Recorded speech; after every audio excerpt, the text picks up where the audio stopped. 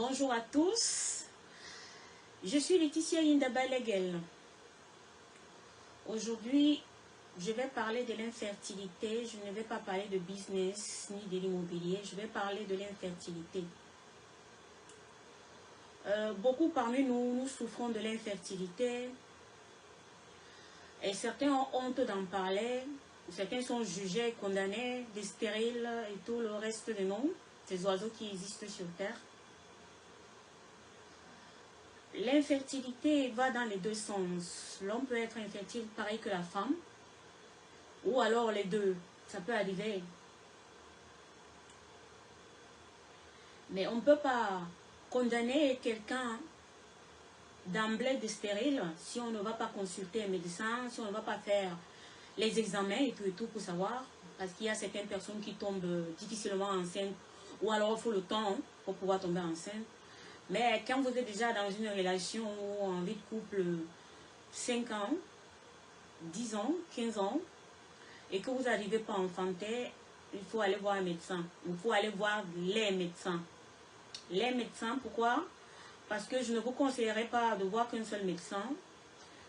Vous avez la possibilité de voir 2, 3, 4 médecins. Ce serait qu'un avantage pour vous que de vous limiter à un seul médecin. Parce que quand on voit plusieurs médecins, on peut comparer et essayer de voir voilà, le point de vue de tout un chacun. Mais quand on se limite à un seul médecin, des fois, c'est un peu compliqué. Je vous parle de ceci, pourquoi? Parce que moi-même, j'en souffre de l'infertilité. Donc, partie de stérile ou d'infertile à enfanter un enfant n'a pas été un parcours facile pour moi. C'était un parcours de combattant. J'ai dû me battre contre vent et marée pour pouvoir tomber enceinte, avoir mon enfant, ma chair, mon sang. C'est vrai, j'aurais pu adopter. Mais je ne voulais pas envisager sur cette voie-là parce que c'est la voie la plus facile pour certaines personnes. Je me sentais capable de pouvoir enfanter mon propre enfant malgré les difficultés que je rencontrais ou malgré les difficultés que je vivais vu mon problème d'infertilité. Je sais que beaucoup de gens en souffrent et beaucoup de gens n'en parlent pas par honte, parce que les gens se moquent de vous ou les gens vont vous humilier. Oui, j'ai connu ça, la honte. J'ai connu l'humiliation, j'ai connu le mépris. Alors, je crois que quand on a vécu tout cela, s'il y a une toute petite chance, petite comme ça, pour que vous arriviez à tomber enceinte, saisissez cette chance, allez jusqu'au bout, peu importe. C'est vrai, c'est coûteux, c'est pas facile, mais le résultat en vaut la peine. Parce qu'aujourd'hui, si j'avais abandonné, si je ne m'étais pas battue jusqu'à aller au bout, j'aurais jamais pu savoir que derrière toutes ces difficultés, je suis infertile parce que ceci, parce que cela. Et ils avaient certainement raison. Mais ils n'avaient pas raison. Moi, je n'ai pas accepté leur diagnostic. Donc, je suis partie, je suis retournée dans le département où je vivais avant, aller leur consulter mon ancien gynécologue. Il me dit, mais c'est pas possible. Je sais que vous avez un problème de fibrome et de kyste, mais ça ne fait pas de vous infertile. On sait que vous avez les problèmes, mais en vous traitant, en faisant certains exercices, vous allez y arriver. Je l'ai cru parce que je le connais depuis... je le connais depuis presque... Je le connais depuis que j'étais petite. Je le connais depuis mes 15 ans. Donc voilà, je lui faisais plus confiance que les autres que j'ai pu voir, j'ai pu consulter et tout. Mais il s'avère que c'est lui qui avait raison. Il s'avère que c'est lui qui avait raison. Donc je vous dirai, je vous raconterai l'histoire au fur et à mesure. N'ayez pas honte. Vous n'avez tué personne. Même les tueurs, là, les criminels, ils n'ont pas honte. Pourquoi vous allez avoir honte de quoi? De quoi? Regardez les gens droit dans les yeux. Ne baissez pas la tête, vous n'avez rien fait de mal.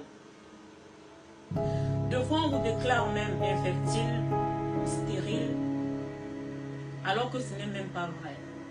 Pourquoi? Parce que deux fois, les gens ne prennent pas la peine d'aller à la profondeur des choses pour voir vraiment de quoi il s'agit. Moi, j'aurais pu me contenter de ça quand ces autres médecins me l'ont dit, ces autres professeurs me l'ont dit. J'aurais pu me contenter de ça et me dire, ok, pour ma part, c'est fini, je suis stérile, je n'aurai pas l'enfant.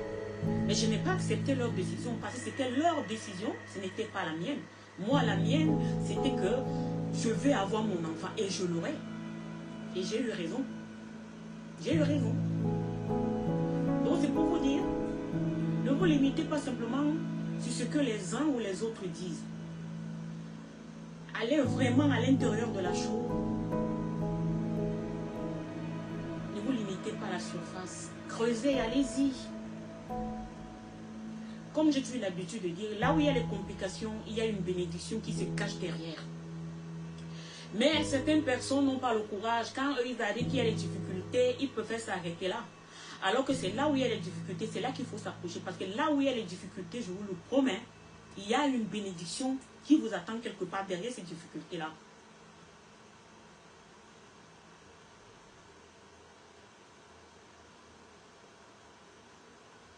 Je suis maman aujourd'hui. J'ai livré tellement de batailles pour arriver à être maman que vous n'avez pas idée à quel point c'était dur pour moi. Comme c'est dur pour vous, je comprends parce que je l'ai vécu. Mais moi, à un moment donné, j'ai su prendre le recul pour mieux voir la chose et de préparer toutes mes forces, mon courage pour aller en bataille, livrer la guerre. C'est pas quelque chose de simple. Des fois, certaines parmi vous, on vous dit que vous êtes stérile alors que vous êtes simplement stressé. Certaines parmi vous, simplement parce que vous avez un problème de fibrome, on vous dit que vous êtes stérile alors que ça n'a rien à voir. Certaines parmi vous, on vous traite de stérile, on vous traite de tous les noms alors que c'est votre partenaire qui a un problème de stérilité. Oui. J'en sais quelque chose. Alors, ne laissez pas ce genre vous traumatiser. Ne laissez pas ce genre prendre le pouvoir sur vous. Vous êtes vous seul qui avez le premier ou le dernier mot sur votre vie. Donc, la décision vous appartient à vous, pas aux autres. Croyez-moi. Croyez-moi. Et vraiment, ça en vaut la peine de se battre pour avoir ses propres enfants, ses propres héritiers.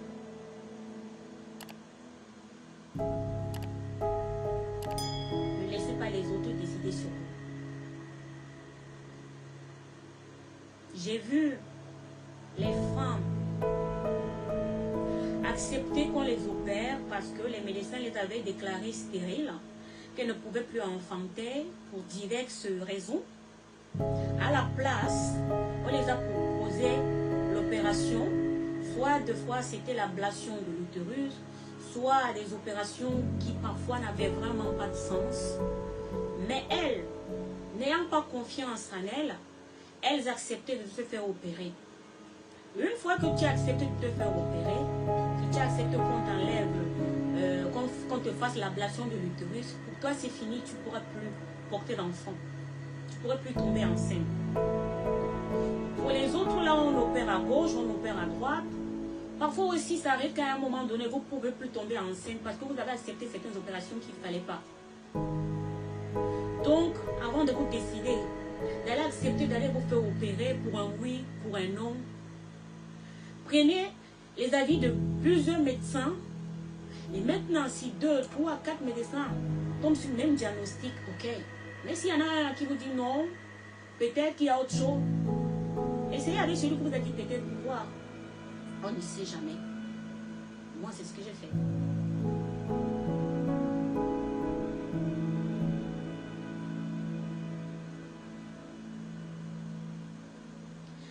Je vais m'arrêter ici aujourd'hui. Je reviendrai pour d'autres vidéos. Je vous amènerai étape par étape. Je vous raconterai mon histoire du début jusqu'à la fin. Et vous comprendrez. Et j'espère que ça vous donnera la force et le courage d'y croire, de vous battre jusqu'à avoir cet enfant-là. Parce que je sais que c'est possible.